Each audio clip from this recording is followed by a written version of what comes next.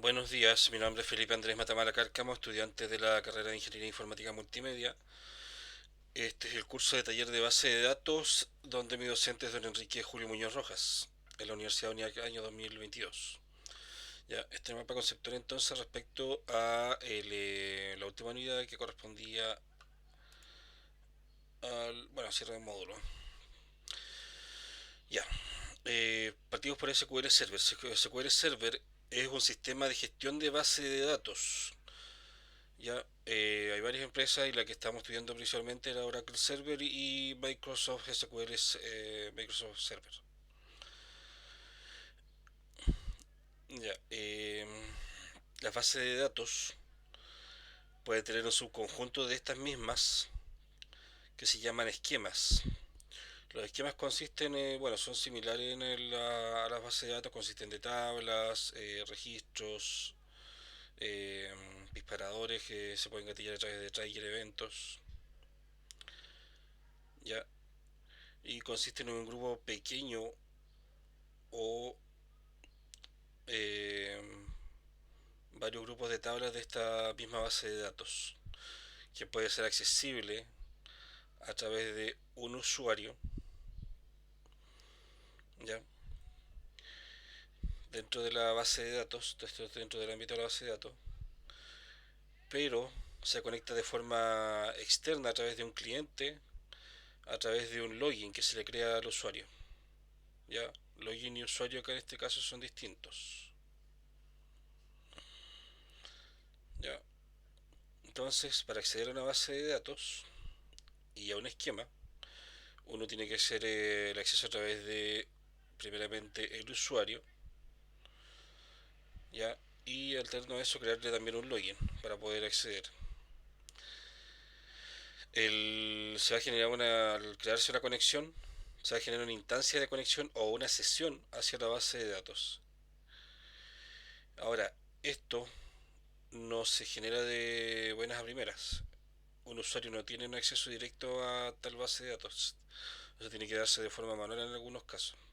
Excepto que sea el usuario administrador que tiene acceso a todo realmente y parte con el permiso de administración y lectura.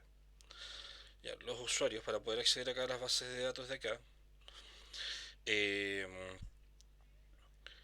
van primeramente supervisados a través de políticas que ya están dictadas dentro del lenguaje. Uno también puede dictar sus propias políticas, que pueden ser, por ejemplo, el tipo de formato de letra, o sea, perdón, formato de codificación de caracteres, de cómo se distribuyen las tablas, si van a ser a través de fichero o a través de segmentos de tablas binarias y tal. Ya, hay diferentes políticas de ese tipo. Eh, si se acceden de forma remota o no de forma remota, también es una política que se suele dar. Y además de eso, el usuario puede tener un control a través de los roles. ¿Ya? Estos son roles o perfiles. Esto más que nada son permisos de operación donde uno puede tener administración completa o a una parte de la base de datos o a varias. Permisos de lectura, permisos de escritura y permisos de ejecución, entre otros. ¿Ya? Estas dos cosas en conjunto, tanto el rol como la política, permiten una manipulación de la base de datos, una manipulación, bueno, un acceso controlado para poder manipular la base de datos.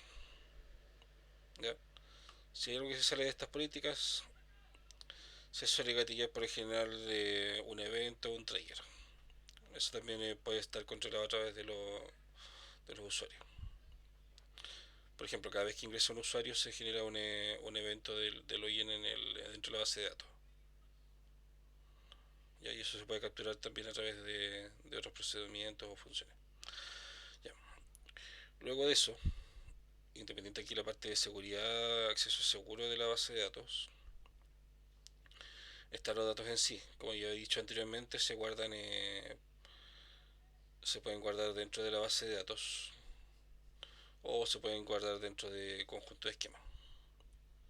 Bueno, o sea, no guardar, sino que se pueden agrupar. ¿Ya? La base de datos en sí está compuesta, como habíamos dicho, por tablas o tables en este caso. ¿Ya? La estructura de un table es a través de fila, que serían los registros, o fichero también podría ser registro. ¿Ya? Y estos contienen columnas, por decirlo, que realmente son atributos. Cada atributo tiene un nombre y también tiene un tipo de dato. ¿Ya? Además de eso, de los atributos, que serían los registros en sí, estos pueden ir indexados o no. Se hace obviamente a través de índices. Y dentro de los más usados están los índices únicos. Luego vienen los primarios. Y por último, cuando se conectan, por ejemplo, varias tablas entre sí, los índices foráneos o extranjeros. Luego de eso también tenemos otro tipo de índices que no son comúnmente eh, conocidos, por así decirlo, por un usuario común de una base de datos. O sea, que el usuario común se basa más que nada que en los más usados. Como son, por ejemplo, los hash memoria, que son índices que acceden directamente a una tabla de memoria. Los índices espaciales geométricos, que sirven más que nada para definir algún tipo de figuras geométricas dentro de la base de datos, una especie de dibujo. Los índices de archivos XML, esto más que nada apunta hacia el encabezado del archivo XML en sí. Los índices de texto completo son similares a los índices de tipo numérico, pero son más que nada cuando se indican claves de texto como similar a los hash. Y el índice de almacenaje y columna, aquí va indicando más que nada el encabezado de dónde va quedando una columna, un registro dentro de los archivos. Esto igualmente usa una especie de hash para calcularse. Ya, luego de todo el tema de los índices, tenemos acá la parte, bueno, algo básico que casi se se usa bastante, de hecho yo lo uso bastante en algunas cosas, que más que nada son las tablas views o las vistas, que son consultas almacenadas. Uno, por ejemplo, si tiene varias tablas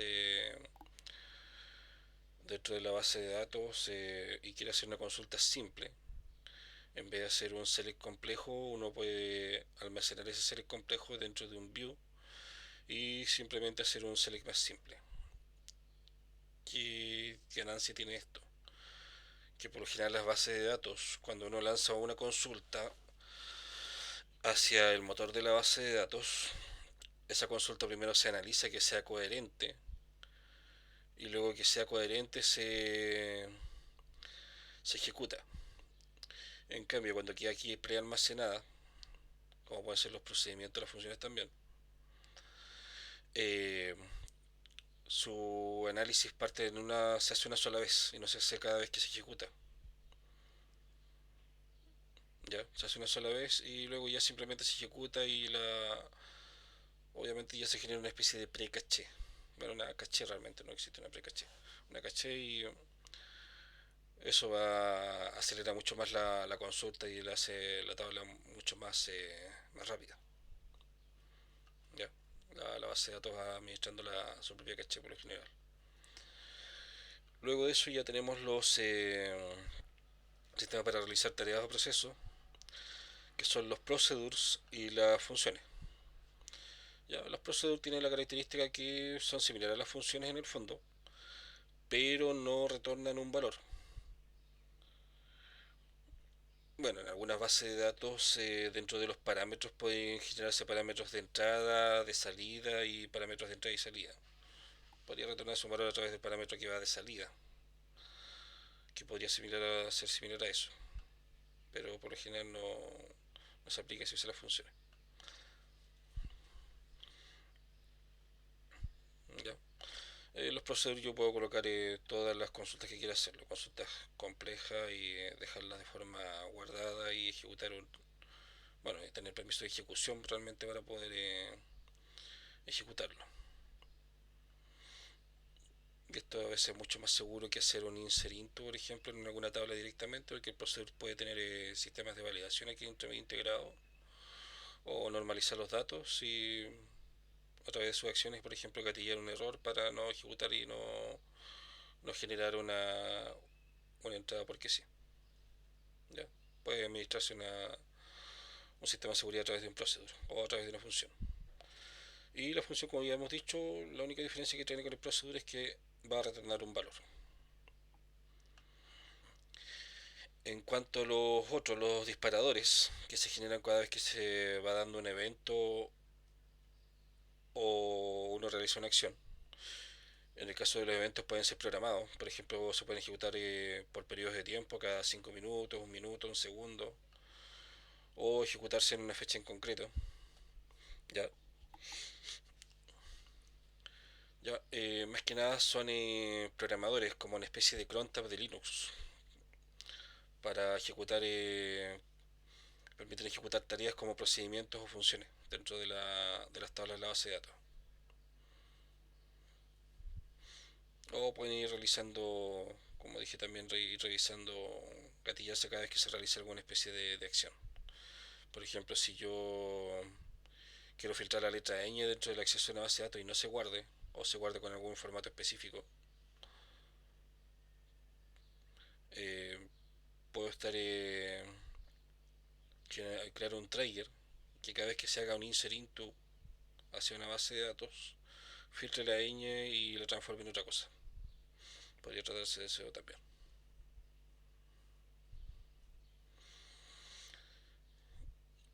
Ya.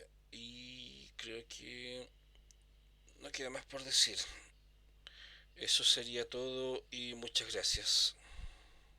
Hasta pronto.